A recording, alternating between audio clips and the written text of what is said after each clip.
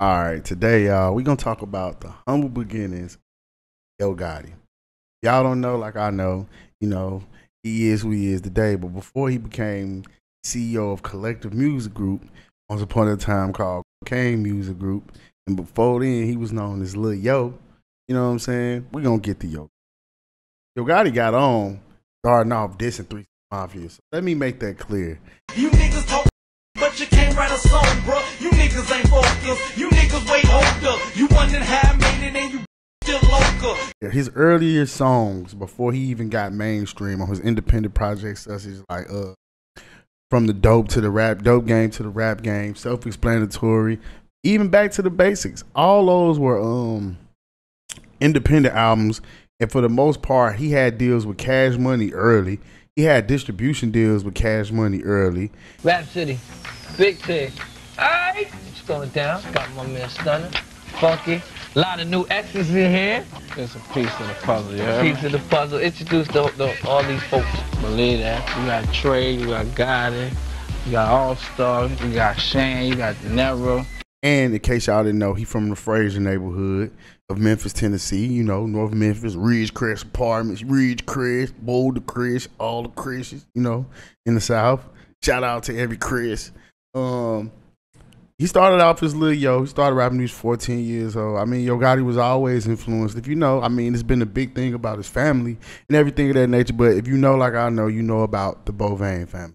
Now, he wasn't a Bovain per se. His aunt was married into the family and dated the uncle and was with the uncle for a long time, married the uncle. So they grew up real deep and entrenched in the game, period. Like, to take that, you can't even take that away from Yo Gotti. To this day, like, he grew up seeing bricks for the most part. If you know who Eric Bovain was, right, he just passed away recently, and he was the funeral, unfortunately, Big Juke was the repast that he was murdered at.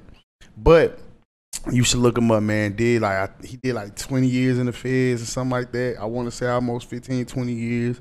His auntie did a little time and everything. So Yo Gotti come from that for the most part. He come from a very legendary family bloodline and background.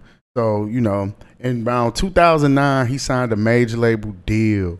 He signed with Epic. Now, I remember around the time he was with TVT.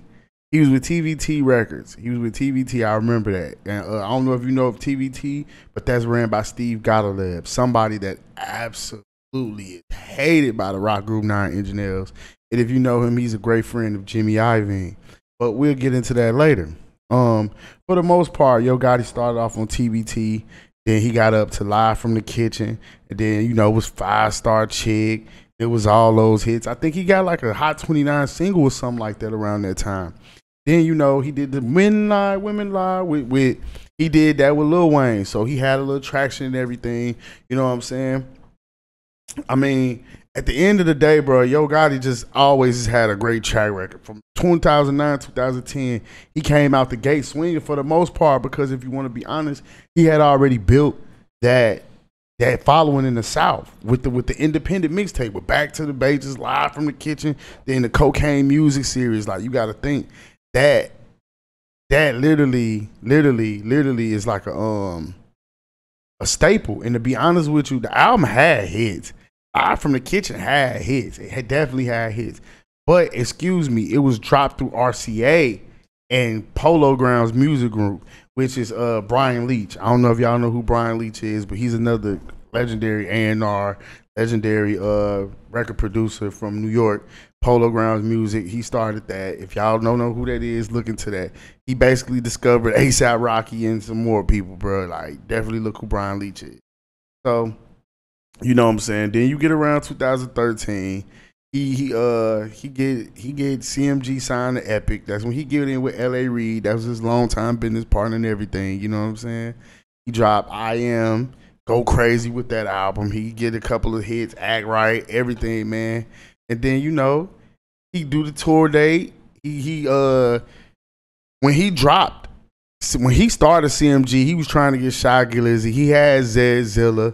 He had Cash. He had a lot of people like really rocking with him at that point. Like, Yo Gotti was like one of the main, like, I want to say the mid 2000s, late 2010s, he was one of like the main faces of South hip hop.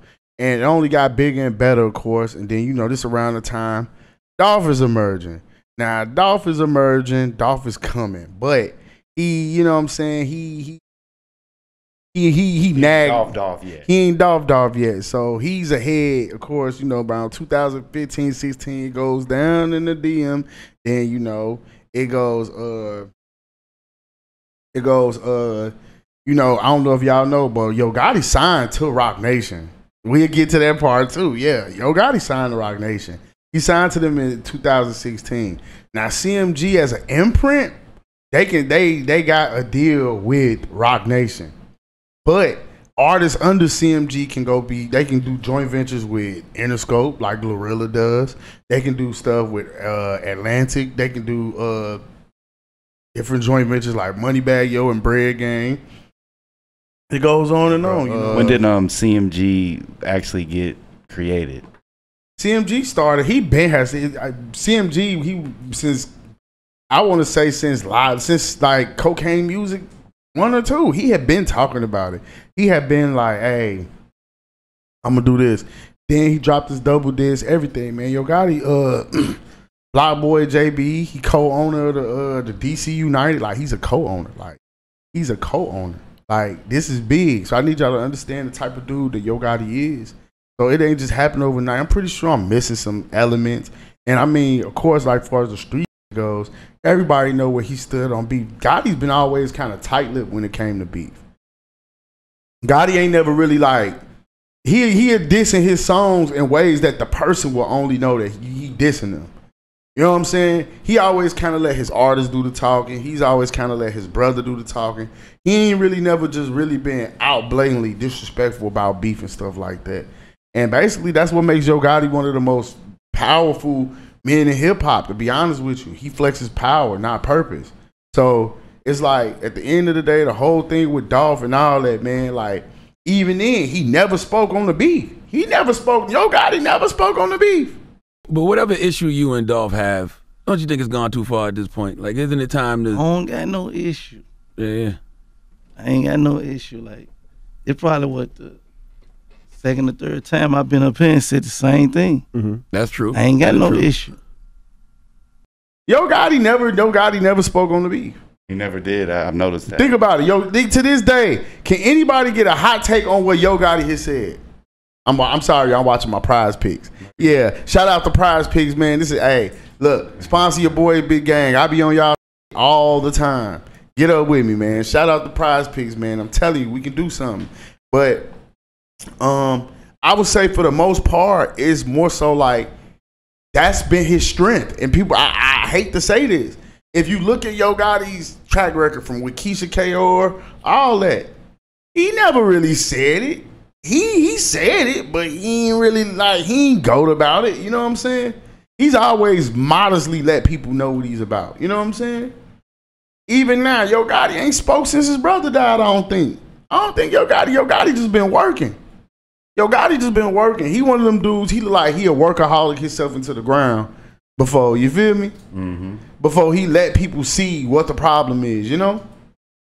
And I really think that's what it is with Yo Gotti. I don't think it's no real big issue or none of that. He just always been the consummate gangster. Like, you got some dudes that they can talk the talk, walk the walk, and then you got some people, they don't want to talk because they too busy walking. That's Yo Gotti, people. I mean, you can look up his deals with TVT. You can look up his contracts with Polo Grounds, Epic, Roc Nation. It's all public knowledge. But he's always remained steadfast and able to get out of deals so good because he's the consummate gangster. 50 Cent was the one who gave him the idea to change that from Cocaine Music Group to Collective Music. And he did it. He's always been a student of the game. He's always listened. He's been a student of the game since he was in the game. Look who he learned from. Look at his brother. Look at his family. So you take that hustle, you apply that to the rap game, and what do you get? You get a Yo Gotti. Thank y'all for tuning in, man. Big Gang. Y'all add me, Big Gang 039, and turn into all the best content at Pop Austin Media. Hey man, it's your boy Big Gang. You tapping into Pop Austin Media. You like that content? Man, hit that like, subscribe button, and get in tune for sure, for sure.